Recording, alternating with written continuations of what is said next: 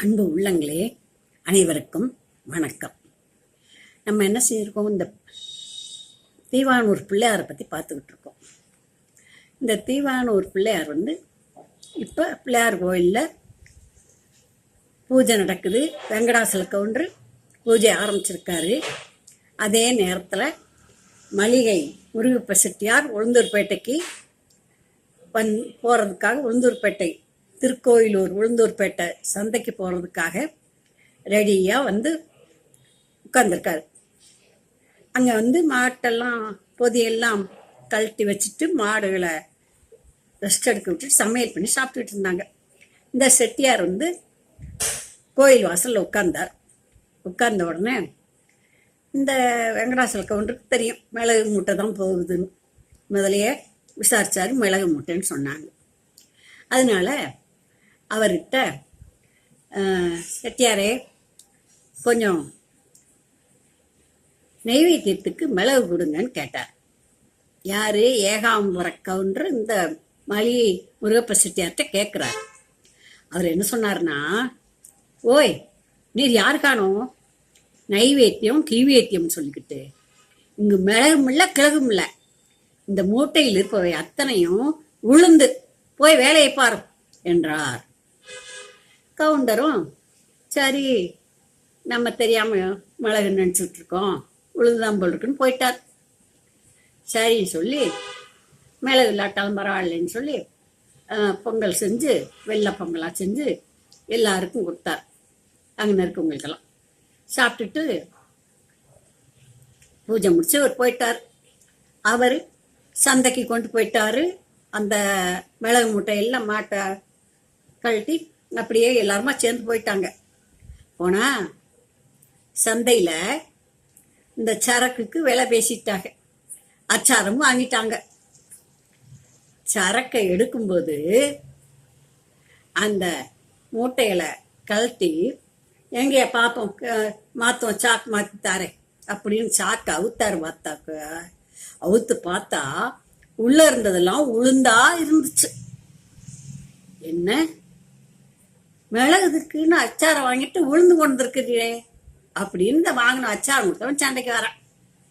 சண்டைக்கு வந்தோன்னா, இல்லையா நான் மிளகுதான் கொண்டு வந்தேன் அப்படி சொல்லிட்டு இந்த தீவானூர் கோயில்ல அந்த பூஜை பண்ற வெங்கடாசலம் கவுண்டரு மிளகு கேட்டாரு, நான் கொடுக்கல, அதனால அந்த பிள்ளையார் தான் இப்படி ஆக்கிட்டாருப்பா.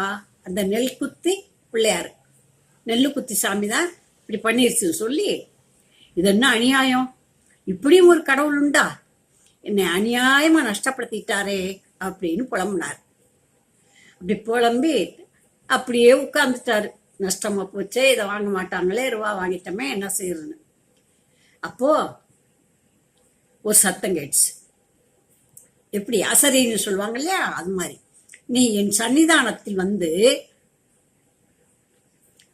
கூறியபடி மிளகு உளுந்தாகிவிட்டது. நீ பொய் மொழி உடையோன், யானோ பொய்யா மொழி உடையன். நான் பொய்யா மொழி உடையன், நீ பொய்மொழி உடையோன். என் ஆலயம் சென்று உன் குற்றத்தை மன்னிக்கும்படி பிரார்த்தனை செய்தால் உளுந்து மிளகாகும் என்று ஒரு அசரீரி கேட்டது. செட்டியாரும் அடடா தீவானூருக்கு போவோம்னு சொல்லிட்டு அதே மாடுகளை பத்திக்கிட்டு தீவானூருக்கு வந்துட்டார். குற்றத்தை மன்னிக்கும்படி கேட்டு அந்த வெங்கடாசல கவுண்டரை கூப்பிட்டு மறுபடியும் பூஜை வச்சு எல்லாம் நல்லா வித்தாக்க உனக்கு பாதி ரூபாய் தந்துடுறேன் இந்த பிள்ளையார் கோயில் கட்டன்னு சொல்லிட்டார். அதே மாதிரி உளுந்து முட்டையெல்லாம் பூஜை முடியவும் அவுத்து பார்த்தா மிளகாவே இருந்துச்சு. உளுந்து மிளகா மாறி போச்சு. அதே மறுபடியும் சண்டைக்கு போனால் நல்ல மிளகு விலை ஏறி இருந்துச்சு. நல்ல மிளகு விலை ஏறி இருக்கவும் நல்ல லாபம் கிடைச்சது.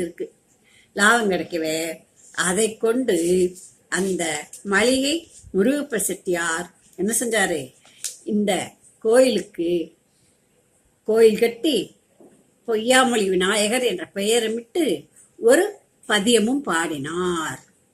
இந்த பிள்ளையார் தான், தீவானூர் பிள்ளையார் தான் புதுச்சேரியில நடைபெறுகிற முக்கிய திருவிழாவான மாசி மக தீர்த்தவாரி வரும். அப்ப வைத்திக்குப்பம் கடற்கரையில சுற்று வட்டாரத்துல உள்ள கடவுளர் உருவங்கள் எல்லாம் இங்க வரும். இந்த தீர்த்தவாரியில் வெளியூர் விருந்தினர்களாக கலந்து கொள்ளும் மயிலம் ஸ்ரீ சுப்பிரமணியர், ஸ்ரீ செஞ்சி சிங்கவரம் ரங்கநாதர் ஆகியோர்களோடு மேலே சொல்லப்பட்ட தீவனூர் பொய்யாமொழி விநாயகரும் கலந்து கொள்வார். இந்த பொய்யாமொழி விநாயகரை எங்க தங்குவாரு?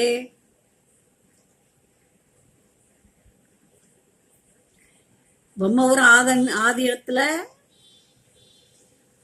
கலவை கல்லூரி பக்கத்துல மரத்துல அங்க உள்ள மரம் இருக்கு. மயிலம் ஸ்ரீ சுப்பிரமணிய சாமி தங்குவார். பெருமாள் கோயில் வீதியில இருக்க கோயிலுக்கு சொந்தமான இடத்துல செஞ்சி ரங்கநாதர் தங்குவார். தீவனூர் ஸ்ரீ பொய்யாமொழி விநாயகருக்கும் இந்த வெங்கட்டா நகர் விஜய கணபதி கோயில்ல தங்குவார். இங்கு தங்கி 3 நாட்கள் சிறப்பாக விழாக்கள் எடுத்து அவர்களை திருப்பி அனுப்பி வைப்பார்கள்.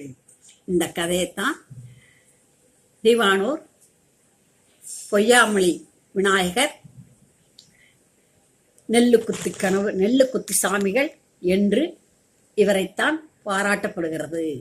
நாம் இந்த கதையை தெரிந்து கொள்ள வேண்டும் என்று நான் உங்களுக்கு பதிவிடுகிறேன். நன்றி, வணக்கம்.